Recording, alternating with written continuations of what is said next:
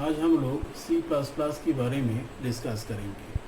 C++ क्या है, इसका फीचर क्या है, ऑब्जेक्ट ओरिएंटेड प्रोग्रामिंग क्या होता है, ये सब के बारे में आज हम लोग डिस्कस करने वाले हैं। ये C++ का फर्स्ट वीडियो है।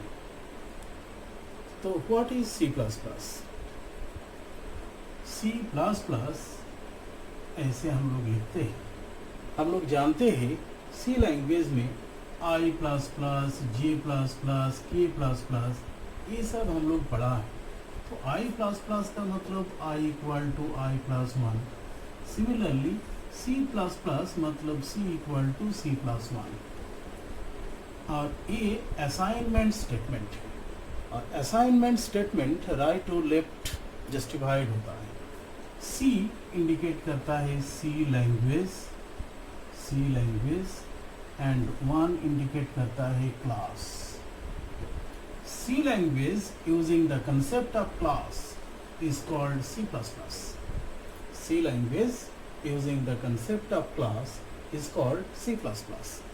इसीलिए C++ का जो शुरुआती नाम है, सबसे पहले C++ का जो नाम दिया गया है उसका नाम था C with classes। C with classes जब ये सबसे फर्स्ट टाइम बना था 1982 में, इसको डेवलप करने वाले थे जर्ने ट्रोस्टेप। ये 1982 में बना था। इसका नाम था C with classes।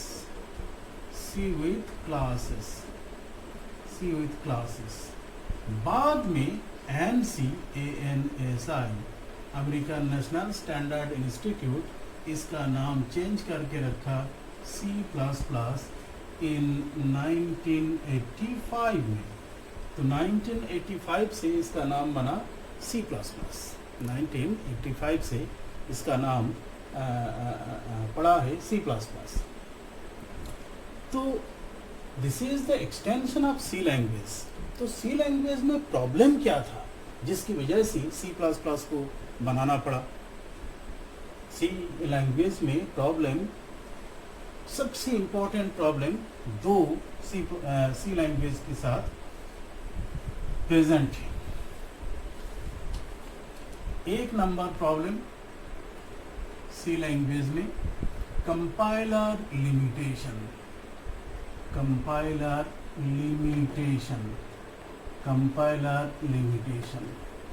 एक नंबर प्रॉब्लम C लैंग्वेज के साथ। और दूसरा problem free flowing of variables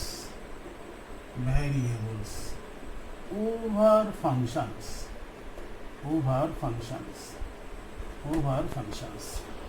ये सबसे इंपॉर्टेंट प्रॉब्लम है C लैंग्वेज के साथ। एक नंबर में हम लिखा कंपाइलर लिमिटेशन। तो C लैंग्वेज का कंपाइलर में क्या लिमिटेशन है? C लैंग्वेज का कंपाइलर में ये लिमिटेशन है, एक पर्टिकुलर फंक्शन C लैंग्वेज में अगर उसमें 25,000 से ज़्यादा स्टेटमेंट प्रेजेंट है, 25,000 से ज़्यादा स्टेटमेंट प्रेजेंट है, तो उस टाइप का फंक्शन को C language can not compile to create appropriate machine code. That means if a particular function contains more than 25,000 of statement, then C compiler is not capable to convert that type of function to its equivalent machine code. एक number problem. दूसरा problem क्या है ना? दूसरा problem है, हम लोग जानते हैं C लैंग्वेज में फंक्शन हमेशा ग्लोबल होता है, और जिसकी वजह से कोई भी फंक्शन कहीं भी कॉल होता है। और सबसे बड़ा प्रॉब्लम होता है जब लॉजिकल एरर अराइज होता है। क्योंकि C लैंग्वेज में फंक्शन ग्लोबल होता है और वो वेरिएबल को कहीं भी एक्सेस कर लेता है अगर उसमें आर्गुमेंट भेजा जाता है, और वो वेरिएबल का वैल्यू को चेंज करता है।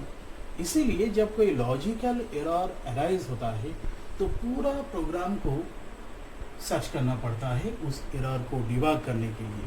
जो वेरी टाइम कंज्यूमिंग प्रोसेस होता है, वेरी टाइम कंज्यूमिंग प्रोसेस।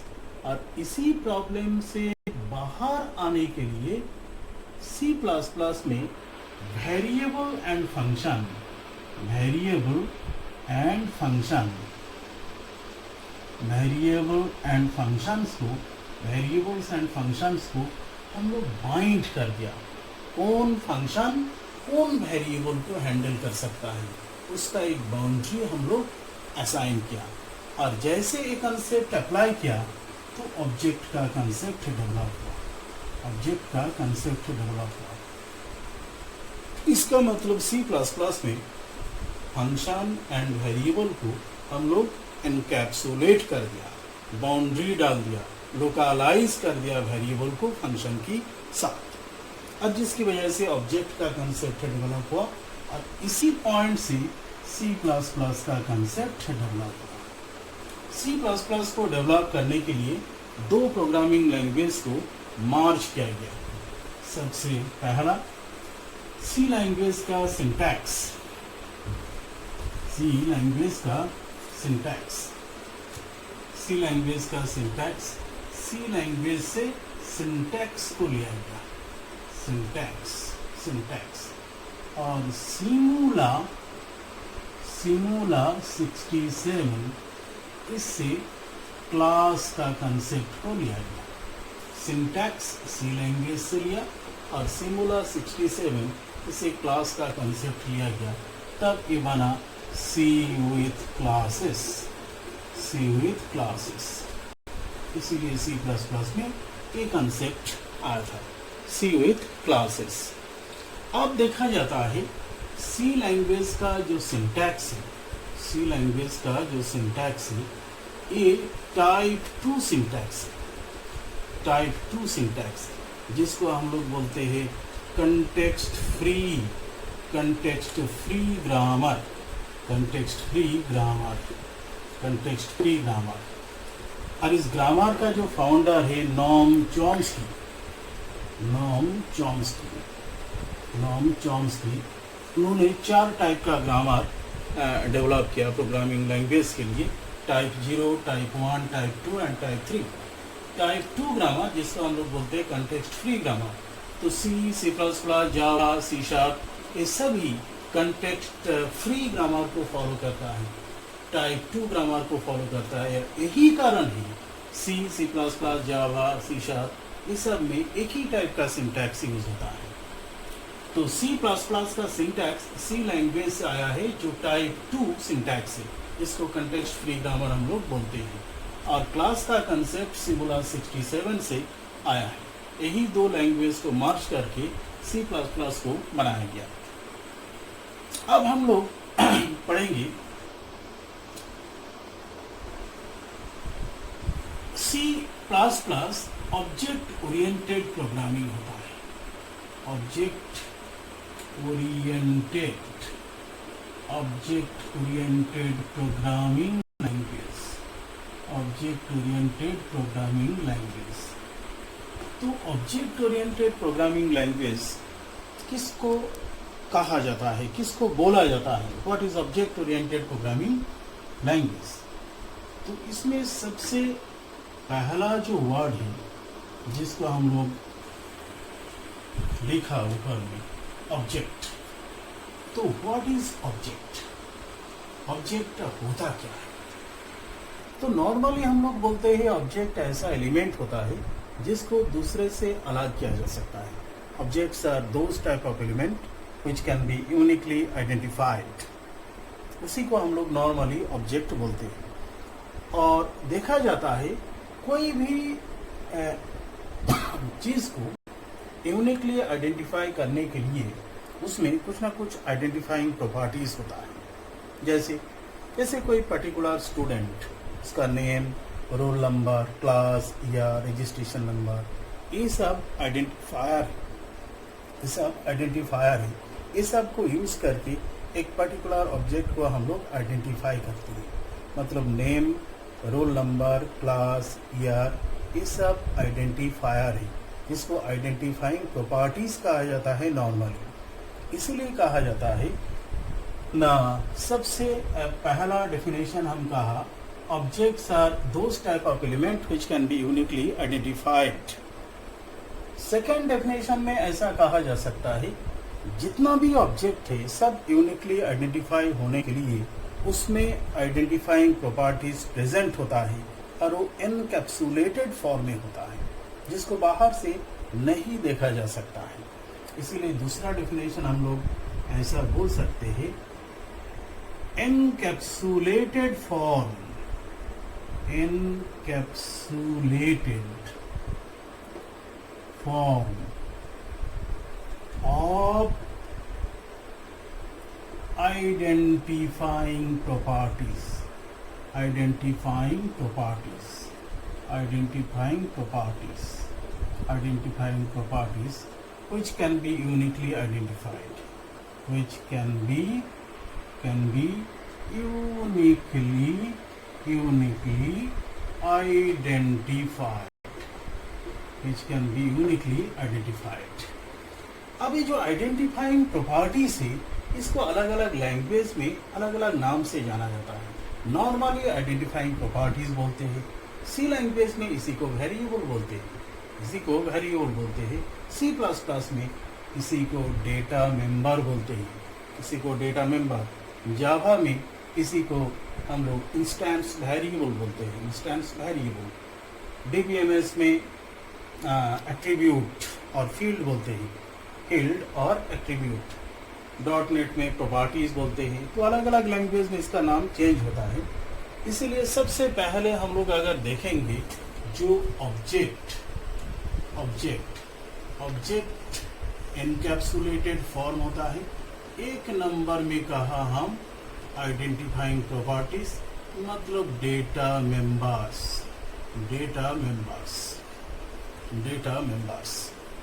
दूसरा डेफिनेशन में ऐसा ही कहा encapsulated form of identifying properties which can be uniquely identified। और identifying properties इसी का नाम होता है C++ में डेटा मेंबर। तो encapsulated form of data members which can be uniquely identified is called object, ऐसा कहा जा सकता है। फिर देखा जाता है सभी ऑब्जेक्ट कुछ ना कुछ काम करता है। जितना भी ऑब्जेक्ट हम लोग देखते हैं रियल लाइफ में, जैसे हम खुद एक ऑब्जेक्ट है, जितना भी स्टूडेंट है मेरा सब यूनिकली आइडेंटिफाई हो सकता है, सब ऑब्जेक्ट है। अपना कार, अपना मोटरसाइकिल, अपना स्कूटर सब यूनिकली आइडेंटिफाई हो सकता है, सब ऑब्जेक्ट है। अपना घर, अपना कॉलेज, कोई पर्टिकुलर दुकान, सभी ऑब्जेक्ट होता है, सब यूनिकली आइडेंटिफाई हो सकता है। और सबसे इंटरेस्टिंग बात ये होता है जितना भी ऑब्जेक्ट होता है सभी कुछ ना कुछ काम करता है और वो जब तक काम करता है तब तक एग्जिस्ट करता है। जब काम करना बंद कर देगा उसका एग्जिस्टेंस खत्म हो जाएगा। जैसे हमने कहा मेरा फोन, वो भी ऑब्जेक्ट है, यूनिकली आइडेंटिफाई होता है। अगर वो काम करना बंद कर देगा तो उसको हम फेंक देंगे, भुला देंगे, कहीं चल जाएगा, तो यूनिकली आइडेंटिफाई नहीं हो सकता है। जो मेरा बुक यूनिकली आइडेंटिफाई हो रहा है, अगर उसका सब पेज फट जाएगा, खत्म हो जाएगा, उसको हम फेंक देंगे, तब और यूनिकली आइडेंटिफाई नहीं हो पाएगा, तब ऑब्जेक्ट का फॉर्म में वो नहीं हो सकता है। तो सभी ऑब्जेक्ट कुछ ना कुछ काम करता है और काम दुनिया में जितना भी होता है सब एक तरह का लेन देन होता है, कुछ देना कुछ लेना। जैसे पंखा हवा दे रहा है, इलेक्ट्रिसिटी ले रहा है, काम कर रहा है। बल्ब लाइट दे रहा है, इलेक्ट्रिसिटी ले रहा है तो लाइट को दे रहा है। हम कॉलेज में, स्कूल में जब पढ़ाते हैं तो पढ़ाते उसके लिए पैसा भी लेते हैं, ये भी एक तरह का लेन देन है। तो दुनिया में जितना भी काम होता है सब एक तरह का लेन देन होता है और लेन देन को हम लोग मैथमेटिकली लिखते हैं y = fx, y = fx which is popularly known as function। x का वैल्यू देते हैं और y का वैल्यू लेते हैं। तो जितना भी काम है सब एक तरह का लेन देन, और लेन देन इक्वल टू फंक्शन। इसका मतलब काम इक्वल टू फंक्शन। इसीलिए कोई भी प्रोग्राम बिना फंक्शन नहीं बन सकता है, पॉसिबल नहीं है। कोई भी प्रोग्राम बिना फंक्शन नहीं बन सकता, बिना फंक्शन कोई काम नहीं हो सकता है। तो यहाँ एक्स को हम लोग आर्गुमेंट और पैरामीटर बोलते हैं मैथमेटिक्स में, प्रोग्रामिंग में भी वही बोलते हैं। F name of the function, programming में भी वही होता है। वाई रिटर्न वैल्यू और return type of the function, programming में भी यही होता है। और इसीलिए प्रोग्रामिंग लैंग्वेज में फंक्शन का 3 कंपोनेंट होता है, आर्गुमेंट और parameter of the function, name of the function and return value of the function. तो जितना भी काम जितना भी टास्क होता है सब एक तरह का लेन देन, और लेन देन इक्वल टू फंक्शन। तो सभी ऑब्जेक्ट जब काम करता है तो उसके पास फंक्शन होता है, इसीलिए वो काम करता है। और ये जो फंक्शन है अलग अलग लैंग्वेज में अलग अलग नाम से जानते हैं। जैसे सी लैंग्वेज में नॉर्मली फंक्शन बोलते हैं, C++ में मेंबर फंक्शन बोलते हैं, मेंबर फंक्शन। जब हमें मेथड बोलते हैं, DBMS में प्रोसीड्यूर या फंक्शन दोनों नाम से जानते हैं। तो अलग अलग लैंग्वेज में इसका नाम चेंज होता है। और ये फंक्शन है इसको हम लोग C++ में बोलते हैं member function, member function, member function. So finally, we can say that objects are the encapsulated form of data members and member functions, which can be uniquely identified. Objects encapsulated form होता है data member and member function का, जिसको uniquely identify किया जा सकता है, उसी को हम लोग ऑब्जेक्ट बोलते हैं। अब बाद में हम लोग देखेंगे क्लास टाइप का जो वेरिएबल होता है उसको भी ऑब्जेक्ट कहा जाता है। Class type variable is also called object. तो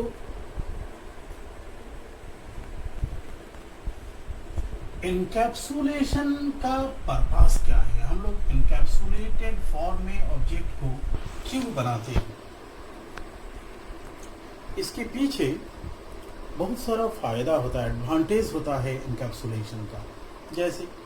जैसे हम एक मुट्ठी चॉकलेट उठाया और हमसे 20 फीट दूर में कोई स्टूडेंट बैठा हुआ है। अगर हम हाथ से फेंकेंगे, लो पकड़ लो इसको, तो वो नहीं पकड़ पाएगा पूरा एलिमेंट्स को। मगर उसी चीज़ को अगर हम ऐसा करेंगे, कोई कैरी बैग के अंदर में उसको डाल दिया, कैरी बैग को बंद कर दिया, कैप्सूल बन गया, अब उसको फेंका, लो पकड़ लो, तो पूरी मूवमेंट हो जाएगा, पूरी डेटा मूव कर जाएगा। इसका मतलब सबसे पहला फायदा होता है डेटा लॉस मिनिमाइज होता है इनकैप्सुलेशन से, डेटा लॉस मिनिमाइज होता है। अब जब भी कोई चीज़ को हम लोग इनकैप्सुलेट करते हैं, इनकैप्सुलेशन का दूसरा मीनिंग होता है डेटा बाइंडिंग। तो बाइंडिंग जब करेंगे तो वो कंप्रेस्ड हो जाता है, मास एक जगह में आ जाता है, और mass velocity that is equivalent to force होता है, फोर्स उसको ज़्यादा मिलता है, जिसकी वजह से डेटा मूवमेंट फास्ट होता है। तो एक नंबर फ़ायदा डेटा लॉस मिनिमाइज होता है, दूसरा डेटा मूवमेंट फास्ट होता है, तीसरा इनकैप्सुलेशन की वजह से बाहर एक कवर आ जाता है, तो इंटरनल कंपोनेंट्स का सिक्योरिटी इंक्रीज करता है। इसका मतलब तीसरा फ़ायदा सिक्योरिटी इंक्रीज करता है। चौथा फ़ायदा क्या है, हम लोग जानते हैं out of sight out of mind. तो जितना भी कॉम्प्लेक्स चीज़ को हम लोग कवर अप कर लेंगे, उसका इंटरनल कॉम्प्लेक्सिटी हाइड हो जाता है और वो एज ए सिंगल यूनिट सामने आता है, जिसको हैंडल करना बहुत ईजी होता है, इसको हैंडल करना बहुत ईजी होता है। इसका मतलब चौथा फायदा होता है, एडवांटेज होता है, इंटरनल कॉम्प्लेक्सिटीज़ को हाइड करता है, जिसको कहा जाता है एब्स्ट्रैक्ट फॉर्म में कन्वर्ट करता है, एब्स्ट्रैक्ट फॉर्म में कन्वर्ट करता है।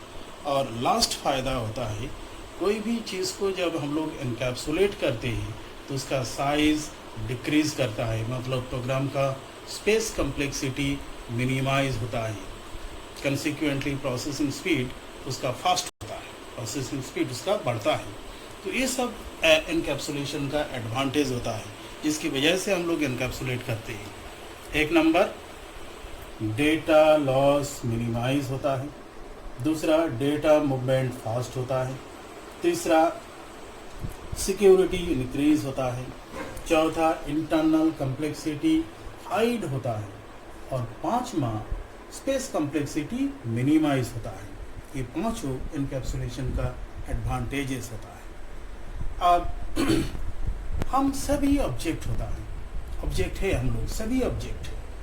तो ऑब्जेक्ट के अंदर में 3 लेवल का इंफॉर्मेशन होता है, 3 लेयर का इंफॉर्मेशन होता है।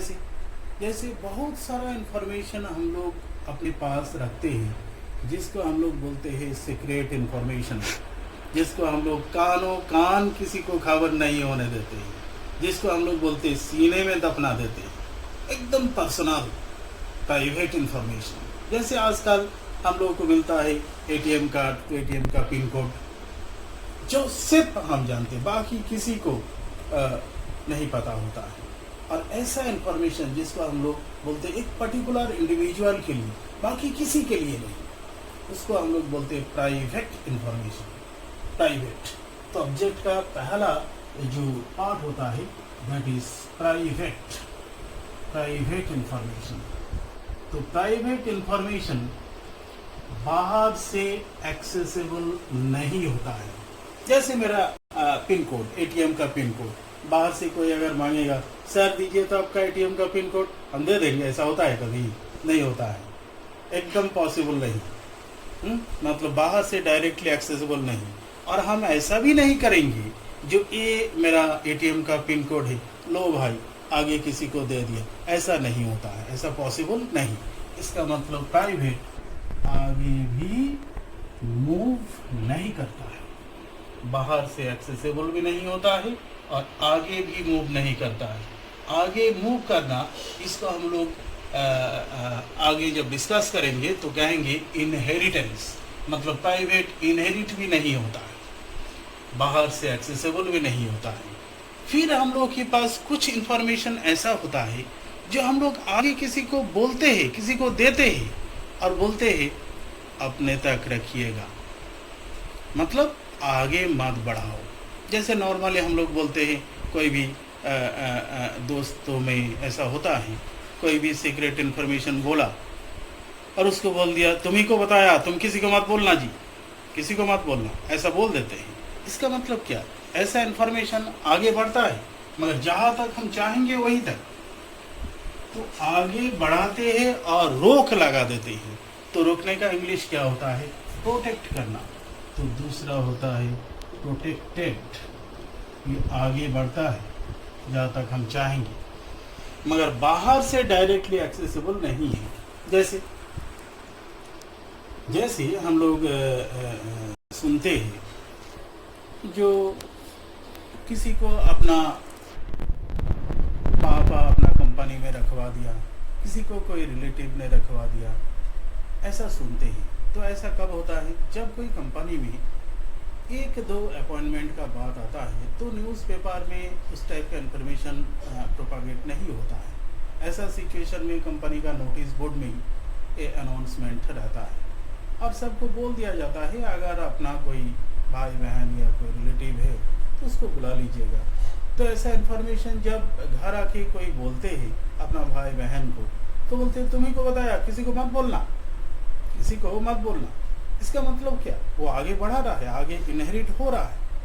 मगर उससे अगर बाहर ही कोई, उस फैमिली से बाहर जो अननोन लोग हैं, वो अगर उससे पूछेंगे तुम्हारा कंपनी में जॉब खाली है, हमको भी दिला दो, ऐसा नहीं होता है। इसका मतलब है बाहर से डायरेक्टली एक्सेसिबल नहीं, बाहर से डायरेक्टली एक्सेसिबल नहीं होता है प्रोटेक्टेड। अब तीसरा होता है, कुछ इंफॉर्मेशन हम लोग के पास ऐसा होता है जो सबको हम लोग बताते हैं। जैसे किसी को जॉब मिल गया, तो ये इंफॉर्मेशन वो तो अपना खुद से तो बताता ही है, साथ में लड्डू लेके आसपास का सबको बताता है। मतलब ये इंफॉर्मेशन क्या? सबके लिए, सबको बताता है। और सूखा बताने से गुस्सा हो जाएगा लोग, इसीलिए लड्डू के साथ बताता है, यही कारण है, बाकी कुछ नहीं है। सबको, तो सबका इंग्लिश क्या होता है? पब्लिक। मतलब ऐसा इंफॉर्मेशन को हम लोग बोलते हैं पब्लिक, जो सब के लिए है, सबका। तो पब्लिक इंफॉर्मेशन आगे बढ़ता है बाहर से कोई अगर पूछेगा क्या भाई तुमको जॉब मिला, हाँ मिल गया, मतलब बाहर से डायरेक्टली एक्सेसिबल होता है पब्लिक सेक्शन। तो पब्लिक सेक्शन होता है ये दरवाजा होता है ऑब्जेक्ट के अंदर में घुसने का। तो एक ऑब्जेक्ट का 3 तरह का विजिबिलिटी होता है, private, protected and public. Private बाहर से एक्सेसिबल नहीं होता है, आगे इनहेरिट भी नहीं होता है। प्रोटेक्टेड बाहर से एक्सेसिबल नहीं होता है, आगे इनहेरिट होता है। इसीलिए कहा जाता है inheritable private is called protected. Inheritable private is called protected. और पब्लिक बाहर से एक्सेसिबल भी होता है और इनहेरिट भी होता है। तो हम लोग देखेंगे C++ में एज वेल एज जावा में, कोई भी ऑब्जेक्ट ओरिएंटेड प्रोग्रामिंग में एक ऑब्जेक्ट के अंदर मोर देन 1 प्राइवेट सेक्शन हो सकता है, मोर देन 1 प्रोटेक्टेड सेक्शन भी हो सकता है, मोर देन 1 पब्लिक सेक्शन भी हो सकता है। ऐसा एकदम जरूरी नहीं जो एक क्लास में या एक ऑब्जेक्ट में एक ही पब्लिक सेक्शन होगा। एक से ज़्यादा पब्लिक सेक्शन, एक से ज़्यादा प्रोटेक्टेड सेक्शन, एक से ज़्यादा प्राइवेट सेक्शन अलाउड है। अब क्वेश्चन आता है जो कौन चीज़ को कहाँ पर हम रखेंगे। तो सबसे मज़ेदार चीज़ देखा जाता है ऑब्जेक्ट में जो वेरिएबल होता है, ऑब्जेक्ट में जो वेरिएबल होता है वो अनकॉमन होता है for a set of object. जैसे मेरा नाम आरिफ है, जितना बच्चा बैठा हुआ है सबका नाम आरिफ है नहीं, ये सिर्फ मेरा अंदर में, अंदर के इंग्लिश होता है इंटरनल, दैट इज लोकल, जिसको हम लोग C++ में बोलते हैं प्राइवेट या प्रोटेक्टेड। Internal, local. हम 50 साल का है, सब लोग 50 साल का है नहीं, ये भी सिर्फ मेरा ही अंदर में, बाकी में नहीं। मगर हम इंडियन हैं, हम सब लोग इंडियन हैं, ये सिर्फ मेरा अंदर में नहीं, हमसे बाहर भी, एक्सटर्नल, ग्लोबल सबका, मतलब ये पब्लिक पार्ट में होगा। तो नॉर्मली देखा जाता है जो वेरिएबल्स जो होता है वो प्राइवेट या प्रोटेक्टेड सेक्शन में हम लोग रखते हैं, मगर एकदम जरूरी नहीं जो पब्लिक सेक्शन में वेरिएबल नहीं रह सकता है, रह सकता है। जैसा हम लोग सोचते हैं उसी के अकॉर्डिंग उसका विजिबिलिटी सेट करते हैं, जैसा सोचते हैं उसी के अकॉर्डिंग। तो नॉर्मली प्राइवेट सेक्शन में वेरिएबल होता है, वेरिएबल प्राइवेट सेक्शन में होता है। प्रोटेक्टेड में भी वेरिएबल हो सकता है जिसको हम लोग आगे बढ़ाना चाहते हैं। ऐसा वेरिएबल जिसको आगे नहीं बढ़ाना चाहते हैं प्राइवेट में रहता है, ऐसा वेरिएबल जिसको आगे बढ़ाना चाहते हैं प्रोटेक्टेड में रहता है, और ऐसा वेरिएबल जो ग्लोबल सबके लिए हो उसको हम लोग पब्लिक सेक्शन में रख सकते हैं। मगर प्राइवेट सेक्शन में भी फंक्शन हो सकता है, प्रोटेक्टेड में, पब्लिक में, कहीं भी वेरिएबल भी हो सकता है, फंक्शन भी हो सकता है, मगर वेरिएबल नॉर्मली प्राइवेट सेक्शन में होता है। अब फंक्शन जो होता है, फंक्शन जैसे हमने कहा काम का सही हिंदी होता है क्रिया, जिसको इंग्लिश में बोलते हैं वर्ब। तो हम लोग में जितना भी वर्ब है वही हम लोगों का फंक्शन है, उसी से हम लोग काम करते हैं, तो वर्ब फंक्शन कॉमन होता है for a set of object. जैसे हम बोल सकते, बोलना एक वर्ब है, हम सब लोग बोल सकते हैं, मतलब क्या, सबका है, कॉमन है। तो सबका मतलब क्या, पब्लिक होता है। तो फंक्शन, हम में जितना फंक्शन है हम सभी में उतना फंक्शन है करीब, इसलिए फंक्शन सबका कॉमन होता है, और कॉमन सबका मतलब ये पब्लिक सेक्शन में होता है। फंक्शन पब्लिक सेक्शन में होता है नॉर्मली, मगर प्राइवेट सेक्शन में भी हो सकता है। इस टाइप का कोई सीक्रेट फंक्शन, जैसे कोई कंपनी का जो बैलेंस शीट देखने का फंक्शन है, वो अगर पब्लिक सेक्शन में रहेगा तब तो सभी स्टाफ उसको देख सकता है। ऐसा फंक्शन पब्लिक में नहीं होना चाहिए, प्रोटेक्टेड में भी नहीं, एकदम प्राइवेट में होना चाहिए। जो गिना चुना जो मालिक है वही इसको देख सकता है, बाकी कोई भी नहीं देख सकते हैं। तो इस टाइप का फंक्शन को कहाँ पर रखना है, प्राइवेट सेक्शन में। या सैलरी इंक्रीज करने के लिए जो फंक्शन, वो अगर पब्लिक में या प्रोटेक्टेड में रहेगा तो कोई भी उसको मिस यूज कर सकता है। तो ऐसा फंक्शन को हम लोग प्राइवेट में रखेंगे। मतलब प्राइवेट में भी हो सकता है फंक्शन, ऐसा एकदम जरूरी नहीं कि प्राइवेट में फंक्शन अलाउड नहीं है। तो नॉर्मली हम लोग बोलते हैं प्राइवेट सेक्शन में वेरिएबल होता है और पब्लिक सेक्शन में फंक्शन होता है। और ऐसा वेरिएबल एंड फंक्शन जिसको थोड़ा सा हम सिक्योरिटी प्रोवाइड करना चाहते हैं, उसको प्रोटेक्टेड सेक्शन में हम लोग रख सकते हैं। इसीलिए तो कहा इनहेरिटेबल प्राइवेट, ऐसा प्राइवेट जिसको हम आगे बढ़ाना चाहते हैं, उसी को प्रोटेक्टेड बोलते हैं, वही प्रोटेक्टेड होता है, इसी को हम लोग प्रोटेक्टेड बोलते हैं। तो फाइनली ऑब्जेक्ट का डेफिनेशन में हम लोग देखा, जो ऑब्जेक्ट का दो कंपोनेंट होता है, data member and member function. Data member private section में होता है normally, member function public section में होता है नॉर्मली। और ऐसा data member and member function जिसको हम आगे इनहेरिट करना चाहते हैं, उसी को हम प्रोटेक्टेड सेक्शन में रख सकते हैं। और साथ साथ एक ऑब्जेक्ट के अंदर एक से ज़्यादा प्राइवेट सेक्शन हो सकता है, एक से ज़्यादा प्रोटेक्टेड सेक्शन भी अलाउड है, एक से ज़्यादा पब्लिक सेक्शन भी अलाउड है। और इसका कोई ऑर्डरिंग भी नहीं होता है, प्राइवेट पहले लिखना है, फिर प्रोटेक्टेड, फिर पब्लिक, एकदम जरूरी नहीं, किसी भी ऑर्डर में लिखना अलाउड है।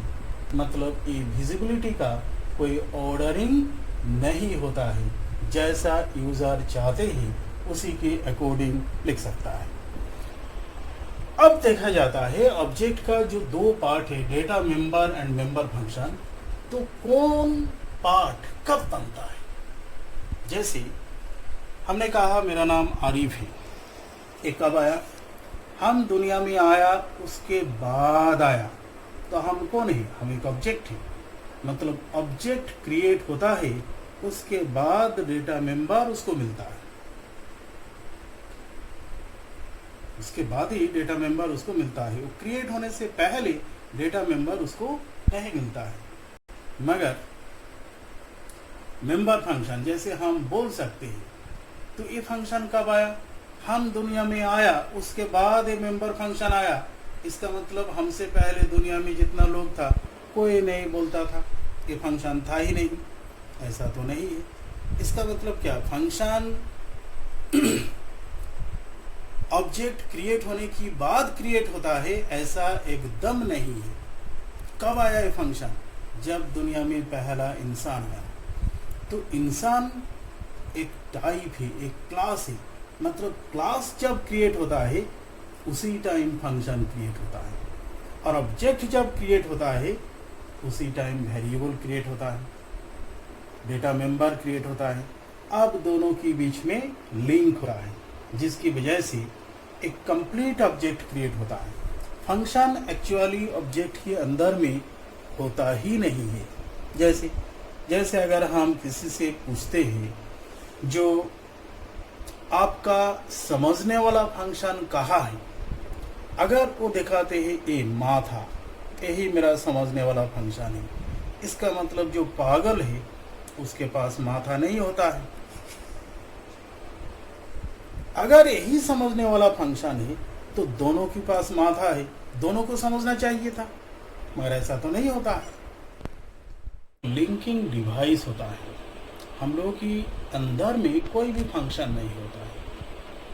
एक लिंकिंग डिवाइस की तरह माथा, कान, नाक, आँख, ये सब काम करता है। और ये सभी फंक्शन कहाँ रहता है, हम लोग नॉर्मली बोलते हैं भगवान के पास, क्योंकि जब पहला इंसान क्रिएट हुआ उसी टाइम सभी फंक्शन आया, और इंसान को क्रिएट करने वाला भगवान है। इसलिए हम लोग बोलते हैं सभी फंक्शन भगवान के पास रहता है। जैसे दुनिया में कोई पैदा होता है, सब फंक्शन उसके साथ लिंक हो जाता है। और मेरा ख्याल से यही कारण है प्रोग्रामिंग लैंग्वेज में भी हम लोग सबसे ऊपर में हैश इंक्लूड करके जो स्टेटमेंट लिखते हैं या इंपोर्ट करके जो लिखते हैं, तो सबसे ऊपर में लिखा जाता है। क्योंकि भगवान दैट इज ऊपर वाला तो ऊपर में ही होते हैं। और यही कंसेप्ट प्रोबेबली प्रोग्रामिंग लैंग्वेज में लगाया गया।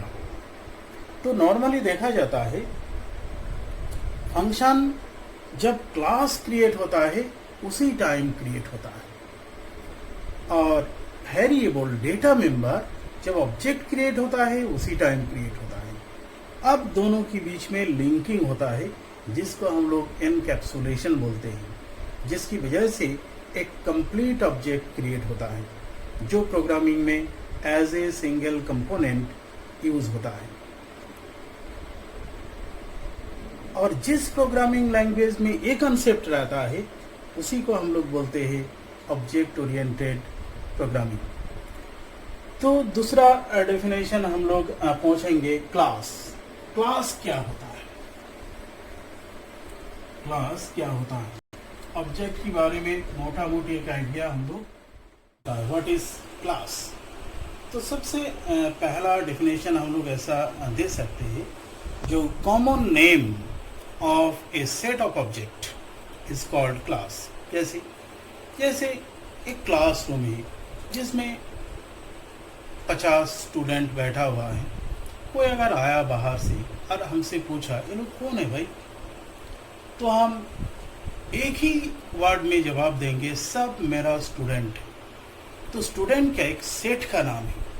मैथमेटिक्स में जिसको सेट बोलते हैं वही प्रोग्रामिंग लैंग्वेज में क्लास या डेटा टाइप होता है। जैसे हम लोग मैथ्स में जेड इंटीजर का सेट बोलते हैं, जिसको प्रोग्रामिंग में इंटीजर बोलते हैं। तो इंटीजर जब बोलते हैं तो कोई पर्टिकुलर इंटीजर वैल्यू नजर नहीं आता है, एक सेट का नाम है जो मैथमेटिक्स में जेड नाम से जानते हैं। सिमिलरली स्टूडेंट ये भी एक सेट का नाम है, जिसको हम लोग प्रोग्रामिंग में बोलते हैं क्लास। तो इंटीजर भी क्लास, स्टूडेंट भी क्लास, मगर इंटीजर ऑलरेडी बना हुआ है इसीलिए इसको प्री डिफाइंड या प्रिमिटिव डेटा टाइप बोलते हैं, मगर स्टूडेंट हम लोग खुद क्रिएट करेंगे इसीलिए यूजर डिफाइंड डेटा टाइप बोलते हैं। तो सबसे पहला डेफिनेशन हम दे सकते हैं, common name of A set of object is called class. दूसरा डेफिनेशन में ऐसा बोला जा सकता है, कोई भी जैसे हम जिस घर पे रहते हैं, घर बनाने से पहले उसका ब्लूप्रिंट बनता है, डिजाइन बनता है, और वो जो डिजाइन है दैट इज क्लास, और उस डिजाइन के मुताबिक जो घर बनाया घर दैट इज ऑब्जेक्ट। इसका मतलब लॉजिकल डिजाइन और blueprint of object, logical design और blueprint of object is called class. ऐसा बोला जा सकता है, ऐसा भी बोला जा सकता है। और तीसरा डेफिनेशन में हम लोग ऐसा बोल सकते हैं ना, क्लास एक तरह का यूजर डिफाइंड डेटा टाइप होता है। क्लास स्टूडेंट, क्लास का जो नाम है यही यूजर डिफाइंड डेटा टाइप है। अब यहाँ कैरेक्टर टाइप का नेम, क्लास, इंटीजर, रोल, यार, पब्लिक में दो फंक्शन रखा, void read, void print, एक क्लास हम लोग क्रिएट किया। तो इसीलिए फाइनली हम लोग बोलते हैं क्लास एक तरह का यूजर डिफाइंड डेटा टाइप होता है जो नया टाइप को क्रिएट करता है, जैसा यूजर चाहते हैं उसी के मुताबिक। कैसे न एनकैप्सुलेट करके, किसको, वेरिएबल को एंड फंक्शन को।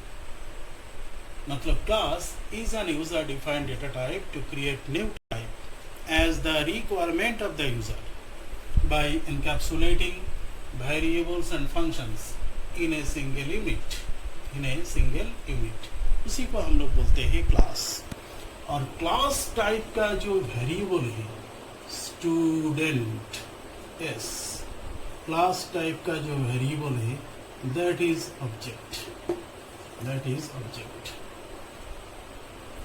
क्लास टाइप का वेरिएबल दैट इज ऑब्जेक्ट। और हम लोग जानते हैं जब क्लास क्रिएट होता है उसी टाइम फंक्शन सब क्रिएट होता है। जैसे जैसे हम बोल सकते हैं, सुन सकते हैं, समझते हैं, ये सब मेरा फंक्शन है। और ये सब कब क्रिएट होगा? कब क्रिएट हुआ? जब पहला इंसान दुनिया में आया उसी टाइम। तो इंसान क्या? मेरा क्लास का नाम है। इंसान क्लास का एक एलिमेंट है हम। तो हम एक ऑब्जेक्ट है, इंसान एक क्लास है। स्टूडेंट एक क्लास है। स्टूडेंट टाइप का पर्टिकुलर एलिमेंट अगर अमित है तो Amit is the object, student is the class.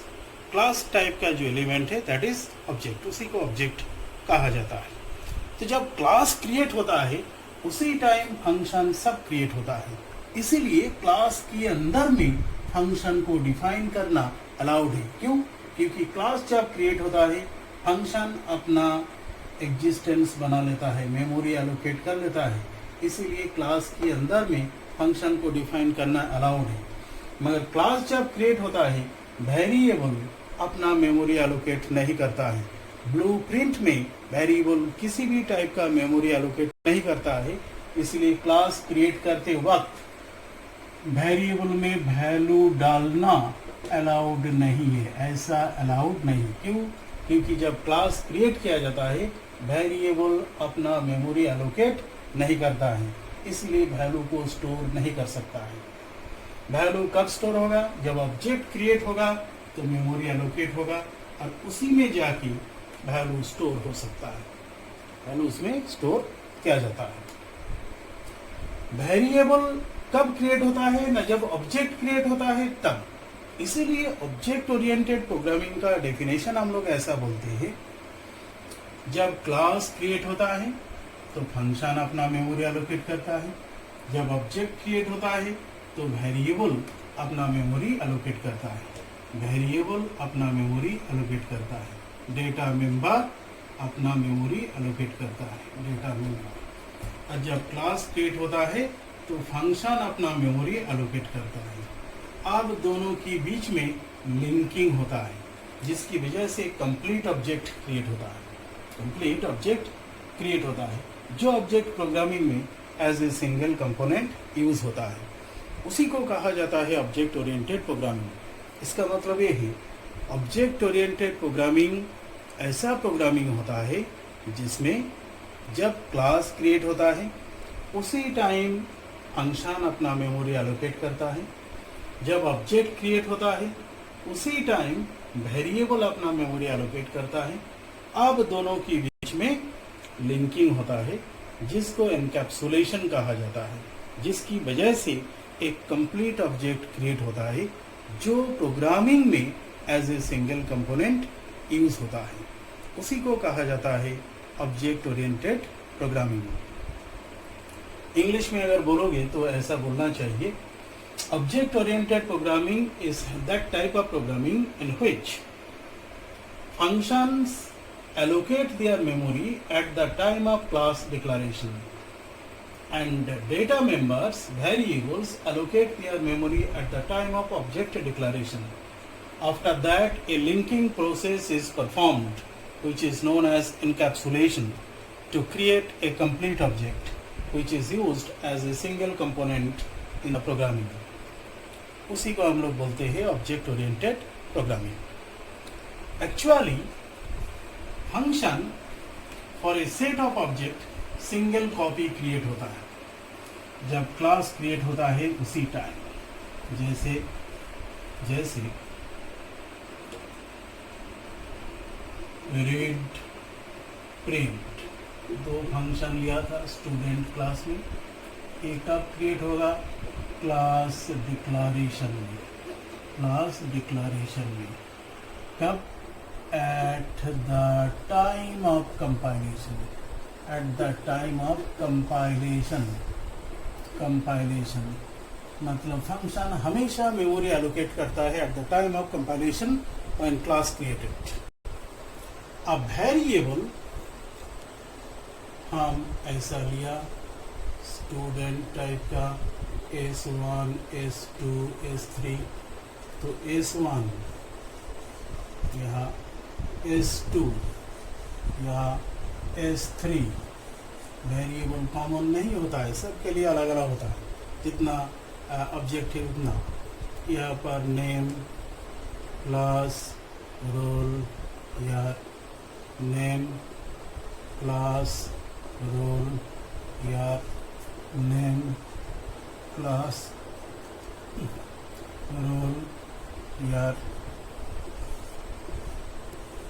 ऐसे क्रिएट होता है। फंक्शन कॉमन है, सब के साथ लिंक होके, ये इसके साथ लिंक होके एक ऑब्जेक्ट, दूसरा ऑब्जेक्ट, तीसरा ऑब्जेक्ट, और ये जब ऑब्जेक्ट क्रिएट होता है, ऑब्जेक्ट क्रिएट होता है उसी टाइम क्रिएट होता है। कंपाइलेशन की टाइम में भी हो सकता है, एग्जीक्यूशन की टाइम में भी हो सकता है। यही ऑब्जेक्ट ओरिएंटेड प्रोग्रामिंग का डेफिनेशन है।